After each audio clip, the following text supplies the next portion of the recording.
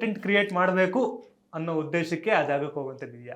ಮುಂಚೆ ನೀವು ಮೂವಿನ ನೋಡ್ಕೊಂಡು ಎಂಜಾಯ್ ಮಾಡ್ತಿದ್ರಿ, ಬಟ್ ಈಗ ಎಲ್ಲರೂ ಅವರನ್ನೇ ಹೀರೋ, ಅವ್ರ ಮೂವಿಗೋಸ್ಕರ ಅವರೇ ಹೀರೋ ಮಾಡ್ಕೋಬೇಕಂತ ಹೇಳಿ ಬರ್ತಾರೆ. ಏನಿಲ್ಲ, ನಾವು ಮೂವಿ ನೋಡ್ಕೊಂಡು ಎಂಜಾಯ್ ಮಾಡ್ತೀವಿ. ಹಂಗಲ್ಲ, ಈಗ ನೀವು ನಿಮ್ಮ ಲೈಫಲ್ಲಿ ನೀವು ಮೂವಿ, ಬಟ್ ನೀವು ಬೇರೆಯವ್ರಿಗೆ ತೋರಿಸ್ಬೇಕು ಆ ಮೂವಿನ. ಸೊ ನಿಮ್ಮ ಜೀವನನ ನೀವು ಆ ರೀಲ್ ಥ್ರೂ ತೋರಿಸ್ತೀರಾ.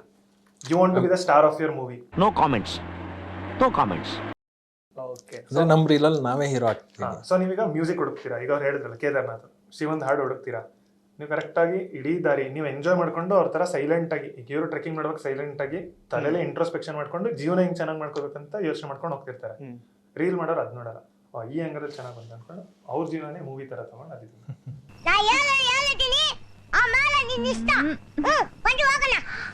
ಪ್ರವಾಸಿ